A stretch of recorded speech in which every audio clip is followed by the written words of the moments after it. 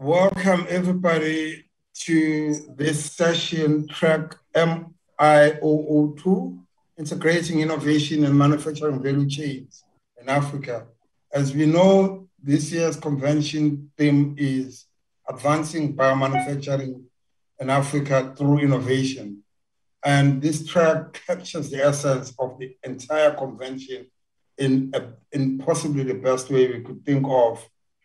With me today in the panel, I'm joined by individuals that have been involved in manufacturing in Africa for quite some time. So the theme is not a theoretical theme for them. They will share with us their practical experiences on how this has been done before even the pandemic, because a lot of the agency that we see today as a result of the pandemic as a huge event is something that we should have been paying attention to for some time. And I have here people I consider leaders in the space of manufacturing pharmaceuticals in Africa. I have Dr. Eugene Lottering, who is the doyen of innovators in South Africa, having been the founding CEO of the Innovation Fund, and subsequently transitioned to a pharmaceutical executive with a medium-sized, large pharma firm manufacturing in the continent. And next to him is Dr. Nhlanhla Msomi, who comes from the National Bioproducts Institute. And National Bioproducts Institute, NBI, we call it, is the largest manufacturer of bioproducts in the continent by volume. They manufacture blood proteins through protein fractionation. Excuse me if I sound like I'm twisting my tongue or I'm biting my tongue, because some of these terms are fairly new to me. And next to him is Robert Ajiago, who works at the Africa Risk Capital, and they focus on responding to disasters and epidemics and the like. And he will take us through their process and some of the issues that one needs to look at. We know that the COVID pandemic is effectively a disaster, so we would love to hear from him, his perspective. The way we will conduct the session is that I will invite each one of the panelists to provide a short presentation for the first 8 to 10 minutes. So each one has about 8 minutes to present their slides. And after they've presented, all three of them have presented the slides, we will then enter into a Q&A session. The Q&A, the watchers or the viewers can send through the chat box the Q&A. I also have my own questions, just to demonstrate that I've been listening to them and I'm not that dumb, not as dumb as I look, at least. So I will also ask them my questions from their own presentations. And I think with not much else to say, I would like to invite Dr. Nhlanhla Msomi to give us the first presentation. Thank you. Okay, thank you for that introduction, Dr. Msomi. I'd like to share my screen.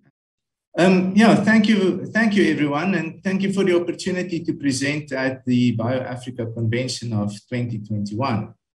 I would like to use this opportunity to introduce you to National Bioproducts Institute, or NBI for short, and discuss how NBI's core capabilities and spare capacity can be utilized to improve access to bioproducts, biopharmaceuticals specifically, to benefit public health care in low-income countries.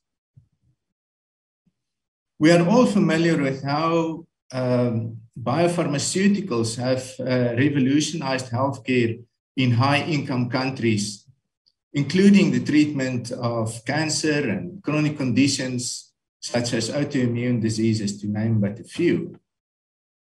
Unfortunately, most of these products are not readily available in low-income countries. There are many barriers to entry of these life-saving therapies, including high production costs, complex manufacturing processes, intellectual property considerations, greater regulatory oversight, and so forth.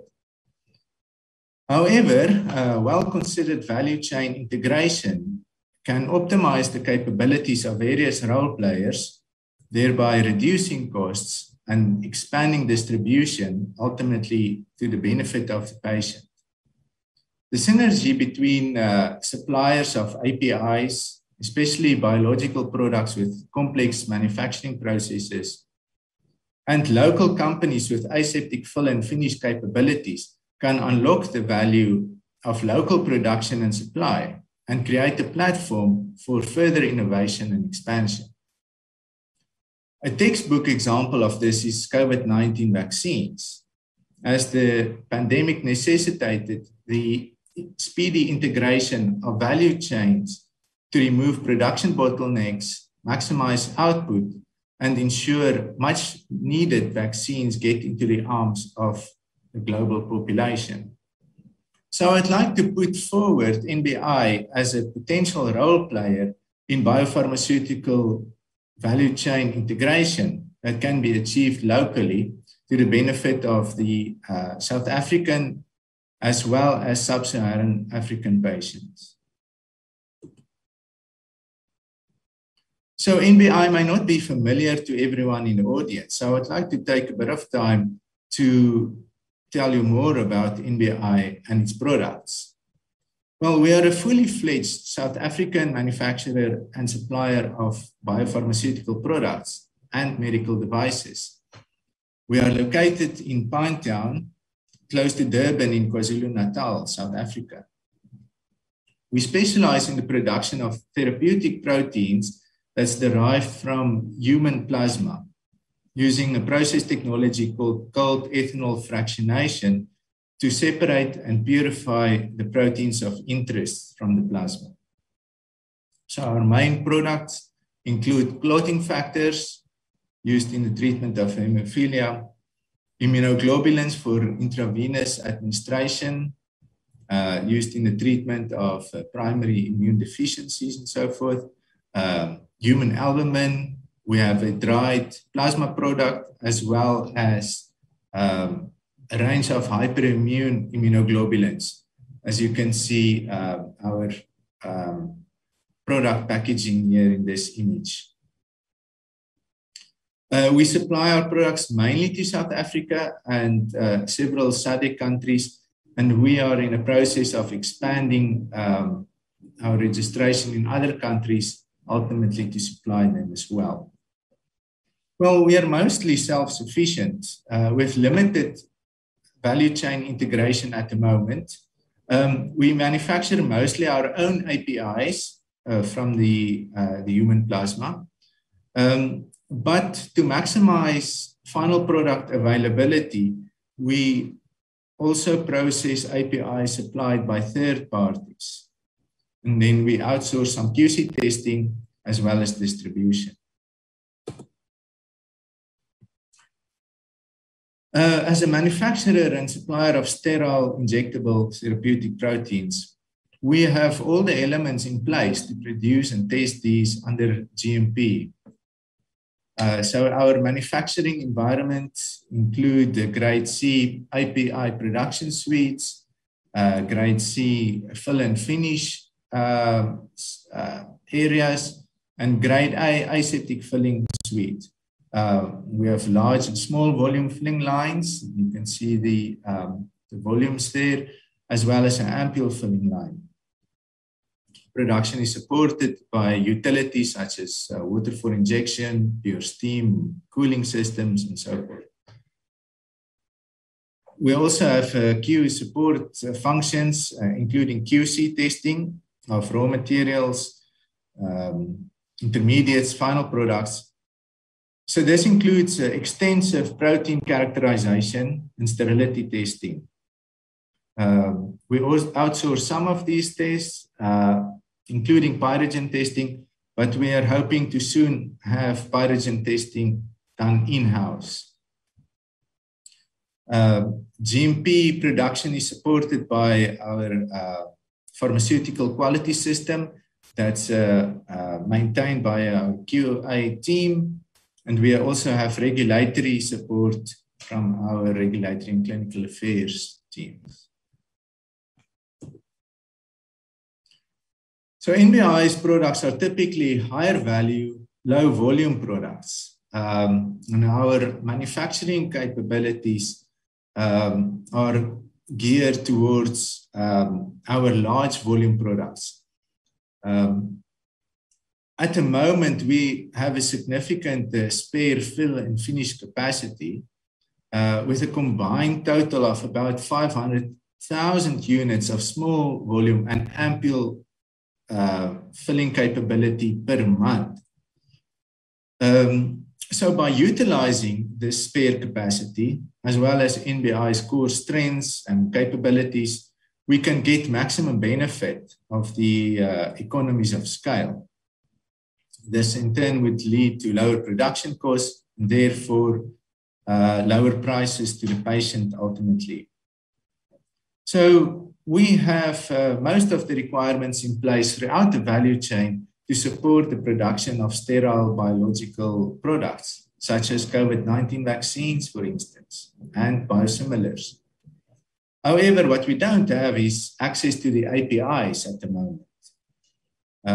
Therefore, strategic partnering is important to provide the missing elements in the pharmaceutical value chain. A phased approach to value chain integration can expand NBI's product offering in a stepwise manner, while managing the upfront investment that's required, the skills and manufacturing equipment, as well as the regulatory impacts that may be in place. So the initial opportunity that we envisage is the fill and finish of APIs, typically sourced elsewhere, and then at the same time modernize some of our filling capability, such as pre-filled syringes. And then in the next phase, we can further expand into local API production of these therapeutic proteins in a small-scale GMP facility to initially support GMP clinical trials and then production at a later stage. Product selection is quite important. We need to select products based on their benefit to local patients, the cost, manufacturing complexity, fit with NBI's current capacity and portfolio, and so forth. The products can be obtained through tech transfer or in-house product development.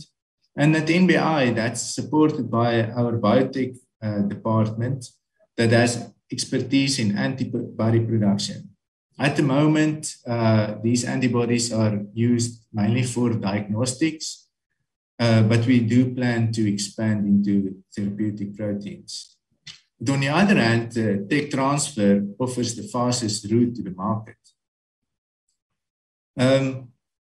So an example here would be partnering with the likes of ICGB, which we've heard of in other sessions in this convention, to gain access to key biosimilars that may be of interest to our local market.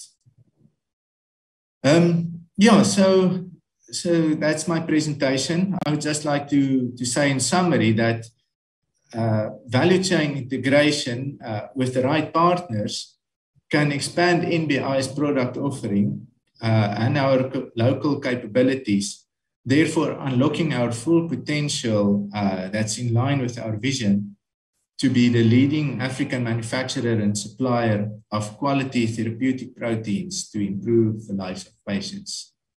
Thank you. Thank you so much, Dr. Khemesizan. I've just been alerted to the fact that I did not introduce myself. My name is Dr. Msomi Nhlanhla. I'm not Dr. Jojo Regino.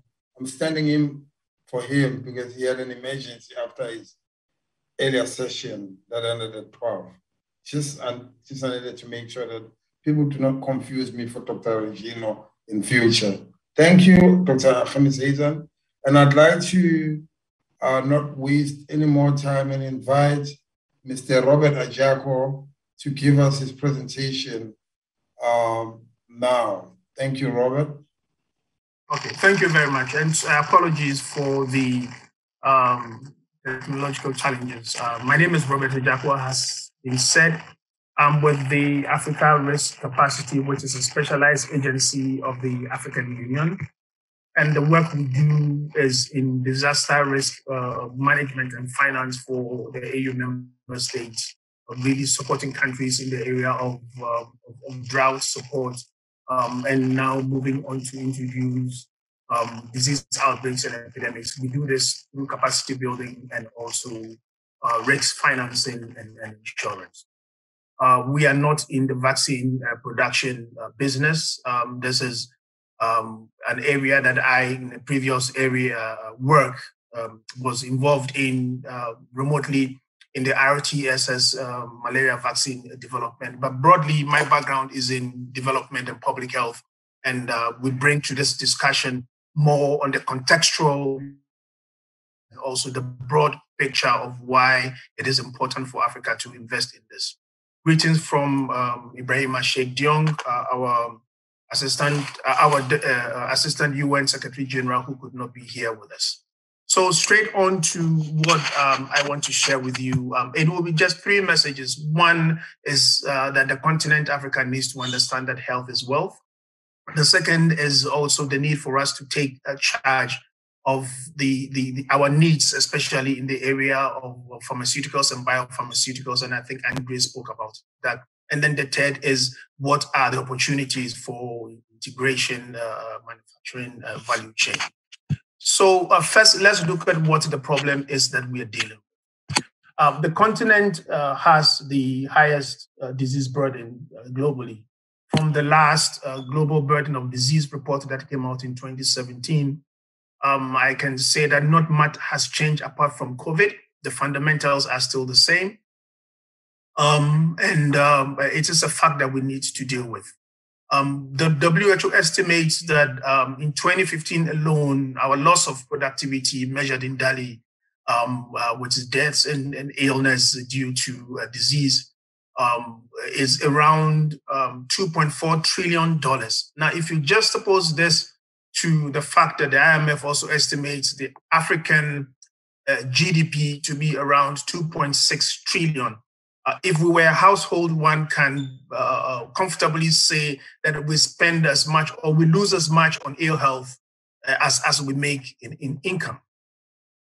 With regards to the diseases or the etiology of the diseases, we are looking at the non-communicable diseases, the infectious diseases, HIV and AIDS, TB, malaria, and then also other neglected tropical diseases, as well as maternal conditions and road traffic accidents. However, the good news is that it is projected that with prudent investments in building the health systems, which would include investments in producing our pharmaceuticals and biopharmaceuticals, we will be able to, by 2030, save about 47–50% of the expenditure that the continent makes in this area on health. So I think this is something that I want to start from. I mean, you can talk about the health system in general, but here the focus really is on the importance of the continent taking charge of its manufacturing of the medication that it needs. Let's put some additional facts in context.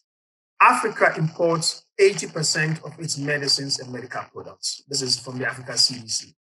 When it comes to vaccines, we actually import 99%. We produce less than 1% of the vaccines. The vaccine global dose is about 1.3 billion, of which Africa uses 25% of that. But of that, we rely heavily on donor funding and also external support. A number of countries are in different phases, South Africa included, of vaccine production, but I think the more established ones will be Morocco, Algeria, Tunisia, Egypt, South Africa, we've had an example in Senegal. I think Senegal produces the yellow fever vaccine, which is, I think, the only WHO approved one. And a lot of the manufacturing on the continent is around fill and finish and labeling. And I think the Aspen work and what is happening in South Africa for COVID-19 is an example of this. And also, mainly on the continent, I think production is within, they produce really for the internal market rather than for export. So there is potential here for us, those in industry, as well as governments, to look at the gap that we're facing, the amount of money that is spent in this area, and the importance of the continent investing on that. Let me quickly pivot to what are the challenges if you're going to go into this area, and some of the opportunities. So I think we heard from the first presentation that pharmaceutical production is a complex area of engagement. It requires time, it requires expertise, it requires finance, which is the process building of plants, maintaining them, products that has to come in, and raw materials and things of that nature. You haven't even spoken of the regulatory oversight and quality control. So it's an expensive venture, and those who are in the business can tell you between 50 to 700 million thereabouts needed for startups.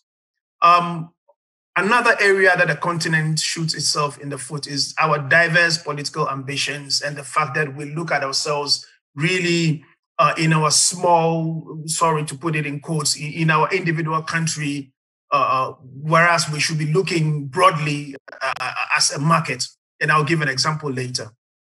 One other challenge is just getting WHO or certificate, GMP certification ranges between 1 to 5 years or more, depending on the preparedness of the country. And then generally our government's interest in import rather than supporting local production, which is a fact that we have to put on the table. So these are some of the challenges, but what are the opportunities? I spoke already of the volume that, and then the financial burden on the continent in the imports of vaccines. So this is an area that we can eat into if we invest and be able to make some savings there. Another area that we can, another example is by sheer population growth, and then also the fact that a number of our countries are going to graduate from the Gavi, the Vaccine Alliance's support. At some point, African governments need to step up and begin to put this into their budgets to be able to support. For example, Ethiopia annual vaccine needs is about 150 million, of which 100 million is donor support. So at some point, the country would have to put, and it plays itself differently in the 54 member states. But there's examples that we can follow. For example, you take Brazil. Brazil has a cohort of around 3 million every year. They produce and make sure that the market is there locally for them to cater for their markets, and even at prices similar to what UNICEF does. Examples are here in South Africa with current COVID-19. And then you have recently, I think, Senegal is also getting into partnership with the IFC to build on their yellow fever production and look into COVID-19.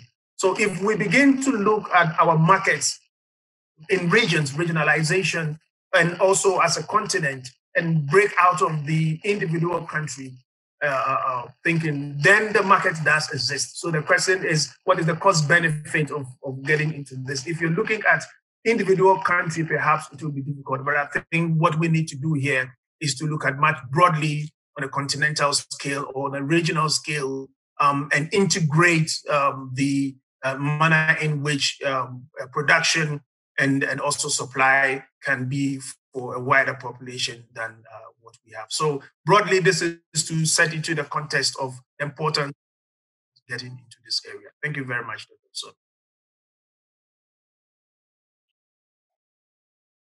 Thank you for that excellent presentation, Robert. I think before we move on to the next presentation by Dr. Eugene Lottering, just an observation. One is that Dr. James Hazen gave us a flavor of how to break up the manufacturing value chains.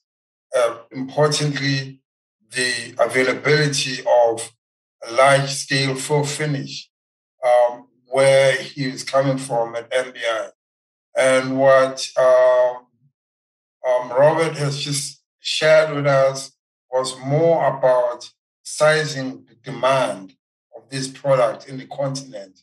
And I'm hoping and I'm looking forward to the next presentation by Dr. Eugene Lottering, where having satisfied ourselves that should we be able to produce the APIs and the inputs of the full product, what should we be doing around upstream capabilities? What strategies should we be looking at, particularly when we think about how do we compete with countries where these high-value upstream inputs have been commoditized?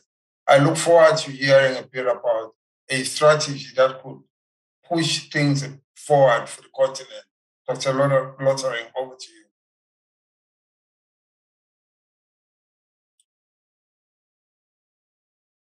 You are muted, Dr. Lottering. You are muted. Microphone.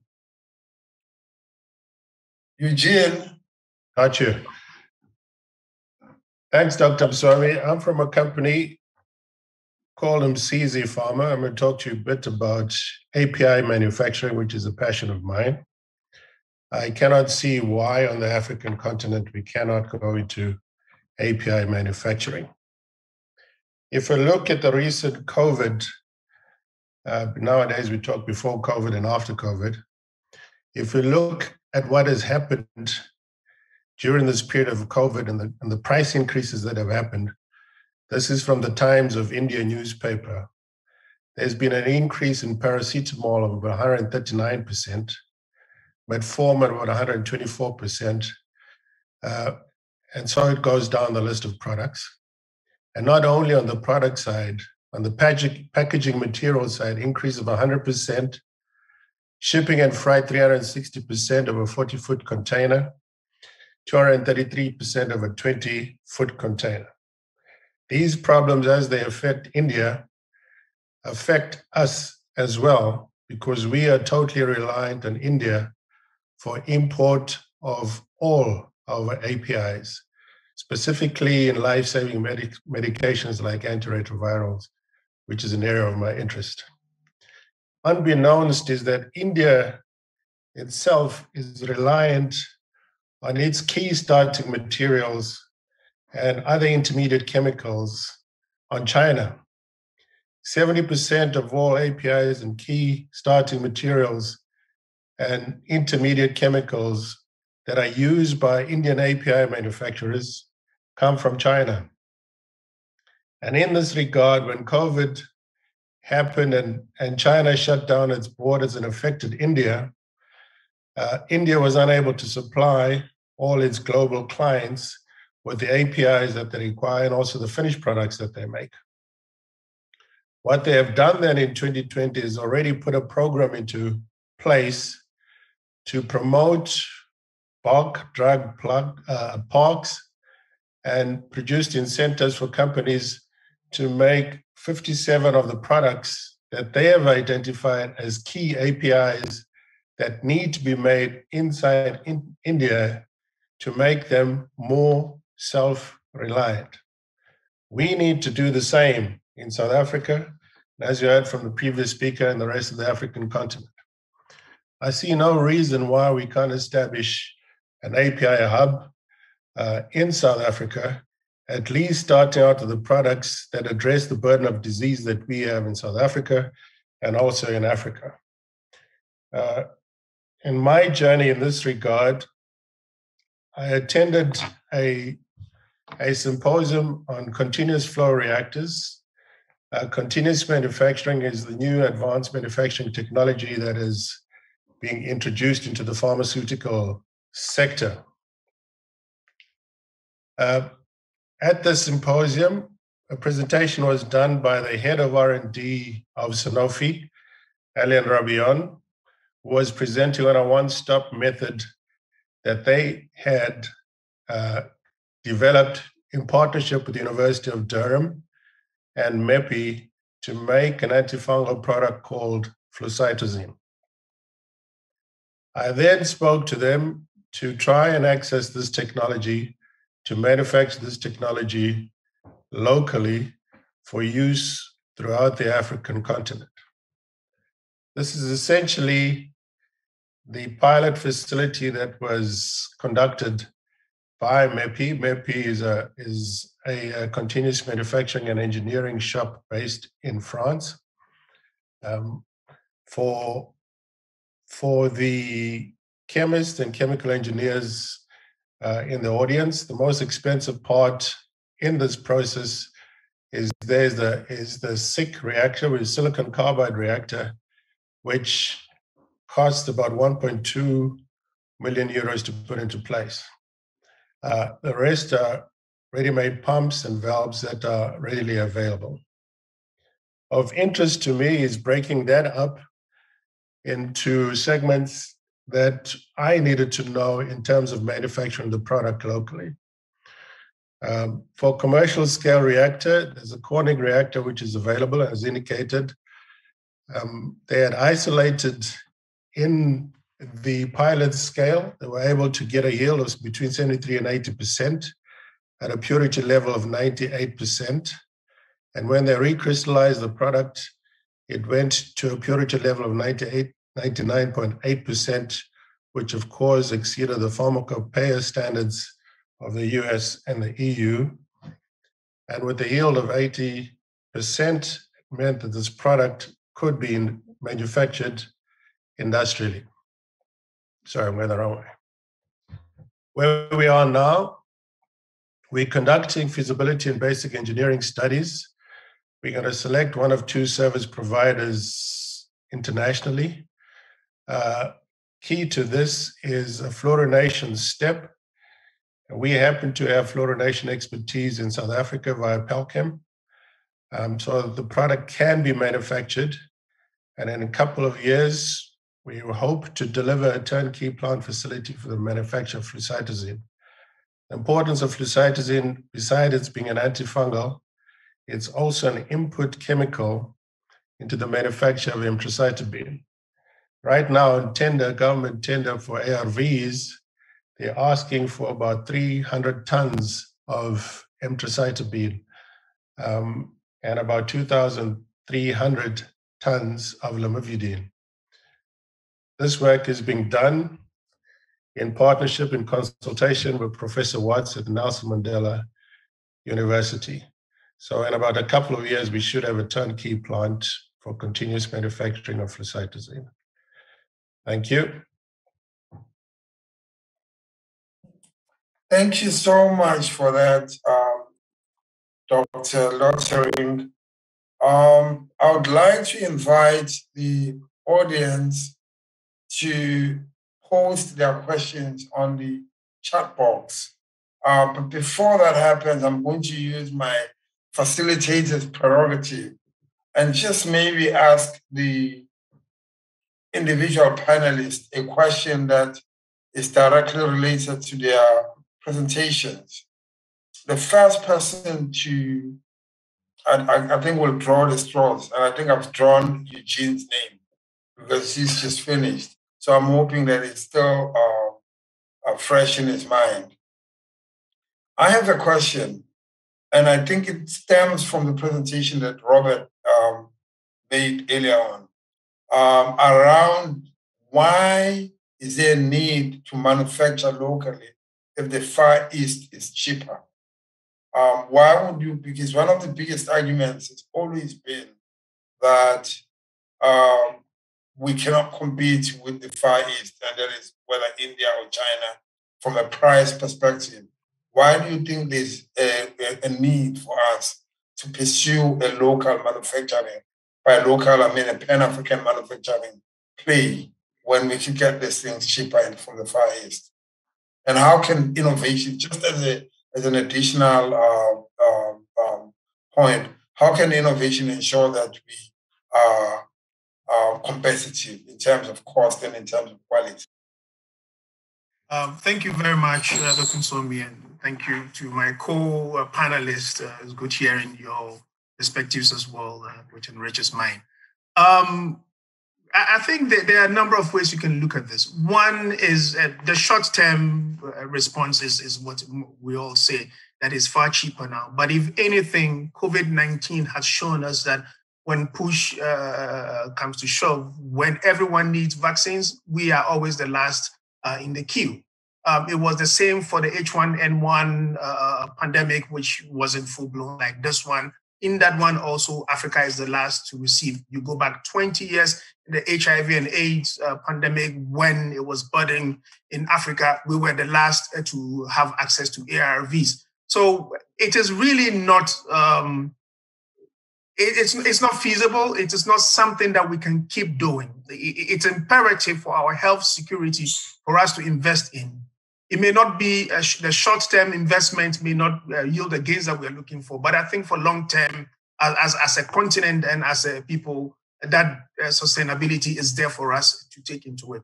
For those who are in the business, I think Eugene and Andre can tell you, there is, if it was a business that they lose every time, I'm sure they wouldn't be investing in it. So there is some cost benefits there. I don't have the numbers in front of me, but clearly, if you look at it from a health security point of view, a continent of 1.3 growing million people cannot be reliant on other people's benevolence. And in times of crisis, we find ourselves, the whole continent, only about 2% vaccinated, while others are fully vaccinated. So when you look at it from those perspectives, it is something that we need. It is imperative that Africa needs to invest in this area. Thank you.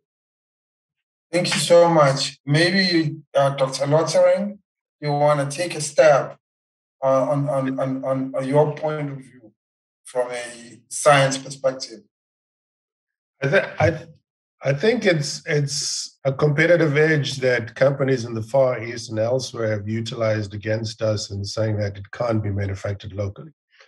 Batch manufacturing technology has been available from the 50s on and is used throughout the pharmaceutical sector, both in API manufacturing and formulation plants. It can definitely be done. Furthermore, beyond batch manufacturing technology, firstly, if you calculate the cost, our cost, environmental cost versus production in India and China, if you did it locally, we came to an indication that you would sell 12% overall by doing it locally than doing it in the Far East. And of course, security of supply is increasingly becoming an issue. If you look at advanced manufacturing technology like continuous manufacturing, you reduce that cost, operational cost, by upwards of 30%. So it can be done both by utilizing existing technology or new advanced technologies to manufacture products locally. Thank you, Dr. Lottering. I'm going to turn to Dr. Khamis Azan. Strictly speaking, you manufacture biopharmaceuticals, and these would also include vaccines and biosimilars. My question, coming from a low-income setting, is how do you think you would select biopharmaceuticals that you would manufacture locally? By locally, I mean in the African continent. What would be your criteria if you were to choose this? And how would that be related or linked to innovation? And I suppose Dr. Jago Robert already mentioned that there is a demand that is driven by a public health need. How would you, as a private company, select the biopharmaceuticals to manufacture? Yeah, certainly that selection is quite important. I would say first and foremost, there must be that therapeutic need, and from Robert, just the need in terms of public health care in Africa, infectious diseases, chronic diseases. So it would first and foremost be which products would meet, have that benefit, healthcare benefit.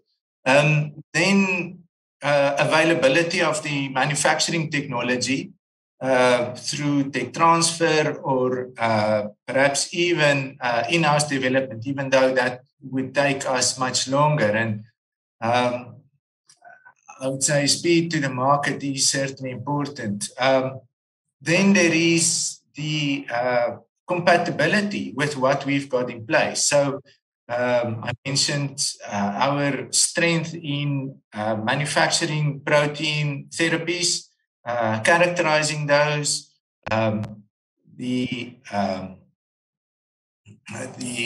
filling capabilities that we have. So a match with what we've got in place would definitely also play a key role in that selection. Applying innovation to that is all, in my opinion, about at every step of the way, how can we do things differently, reduce costs in manufacturing, in distribution, in getting the product all the way to the patient to reduce those costs and improve access. It could be applying automation. It could be actually looking very specifically at patient needs in the healthcare setting where the products are used, and applying that to the packaging that we employ. Patient-ready packs, for instance, to make lives easier of patients. So it's actually, as much as I give a very general response, innovation can be applied throughout this value chain, ultimately to improve access to products, of products to patients. I hope that answers your question. No, thank you so much, Dr. Khamiseza. The next question comes from the delegates, and I think it's directed more towards Robert.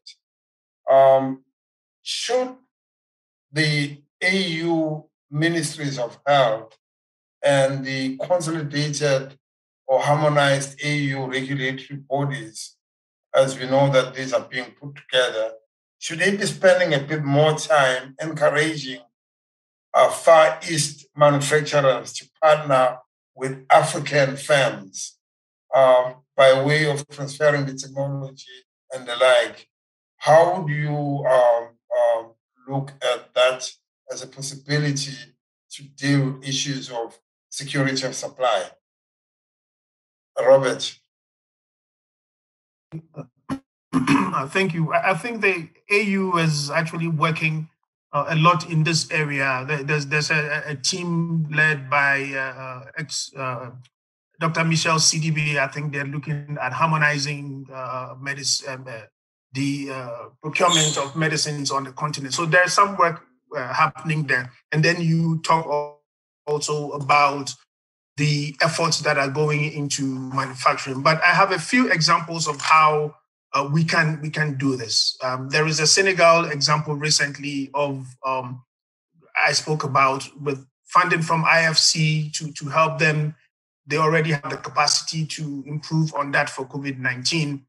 Here in South Africa itself, you have a public-private partnership between government and then the Pfizer biotech, BioVac work that is happening on COVID. We also have experiences that I think I spoke about happening in Brazil, which is more a state support for looking at their population. So I think it is a mix. We have to look at where the capacities exist and where the technologies exist and partner with them. And yes, the African Union and our individual governments must partner with the Far East, as you said, India and Thailand and co. But I don't think that we should look outside so much. I believe that on the continent, as we speak, there are capacities here. If there's one area that is lacking, it is actually in investing in our existing brains and capacities, then the potential that we have here. And I believe that we will be able to compete favorably with if it's competition that it is. So it should, let's look within what we have, start with the diseases, the neglected tropical diseases, the HIV and AIDS, malaria and co, the things that we can deal with. And then we look elsewhere to see if we can help. Partnership of every sort is good, but when you have potential within house, I would say, let's look at what we have, and then we partner with others to build on that. Dr. Msomi, I think in addition, the examples that were put there by Robert, for example, in India, and I alluded to that, they have identified 56 products that they are dependent on that come from China, APIs. We have to similarly make identification of products that we utilize maximally within the country, within the region, within the continent, and focus on developing those particular products and the capacity to manufacture those products. We all need, the whole continent is reliant on WHO essential medication. So we can start by identifying what products we need in high volume and start making those particular products locally, which then restricts the importation that we are so reliant on. Thank you, Dr. Lottering. Interestingly enough, I have a question that was going to be posed to you, exactly that, which was posted by Dr. Molefe on localizing manufacturing to ensure security of supply and prioritizing Africa's health agenda. But I think you've adequately answered that in terms of prioritizing. And I think Robert has also answered the issue of bringing the regulatory authorities in a harmonized fashion so that when you choose those priority products, we are in a good position to know where to focus based on public health needs. My last question that I'm going to request each one of the panelists to just give us a 3 minutes answer. It's really how to link the different aspects of this track, innovation and manufacturing. Innovation is driven from a science base, from discovery upstream, and manufacturing is an industrial issue. I just want to know that as much as we have, and Dr. Lottering, you gave a presentation on continuous flow, and Dr. Khemisezen, you gave a presentation on some of the technologies that are intrinsic to how you produce products or biopharmaceuticals. I'd like to know, how do we get to a point where our innovation, our capabilities for innovation, not just innovation from a perspective of new products and groundbreaking inventions, but innovation from creating value, whether that value is economic or otherwise. How do we get to a science industrial complex that delivers the capabilities that we need to have security of supply? How do we do what India did 30, 40 years ago? How do we do what China did when the late Deng Xiaoping declared the following decade or decades as decades for China? How do we bring our science and innovation to the fore so that it supports our manufacturing ambitions? And I'd like to start with Andre and move on to Dr. Lottering, as well as maybe Robert can prove on. Thank you. Yeah, so I think this excellence exists in various pockets throughout academic institutions, private companies, the likes of the CSIR and so forth. At NBI, I mentioned we have our biotechnology department that has key skills in some of the production technologies we're talking about here. bioreactors, and so forth. I think it's key to use platforms like the one that we are on at the moment to share, first of all, to collectively agree on what are the priorities, what is needed, who can do what, and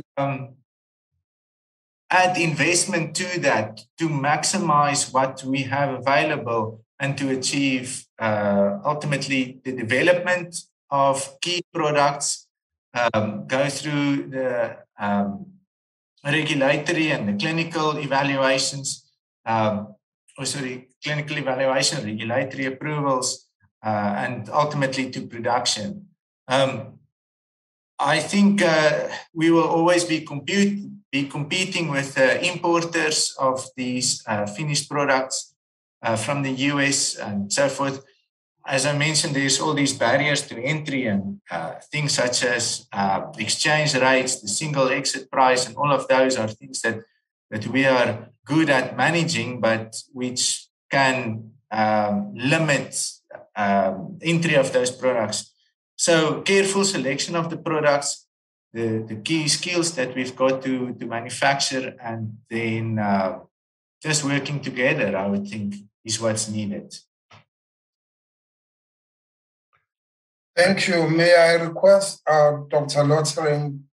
Thank you. I think we got to acknowledge, first of all, that the pharmaceutical sector in South Africa is a generics industry.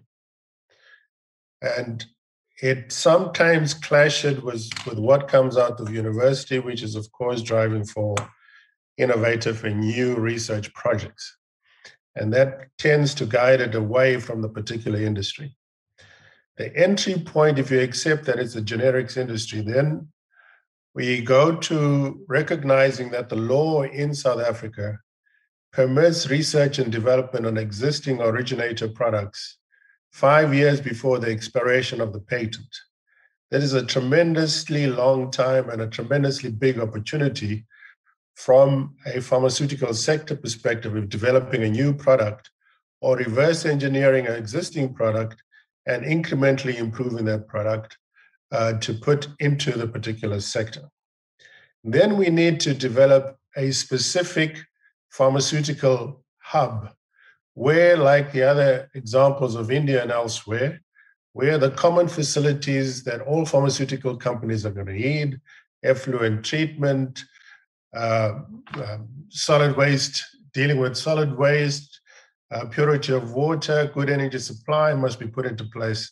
I think the Gauteng Province Industrial Development Zone is trying to put together a specific hub of that sort.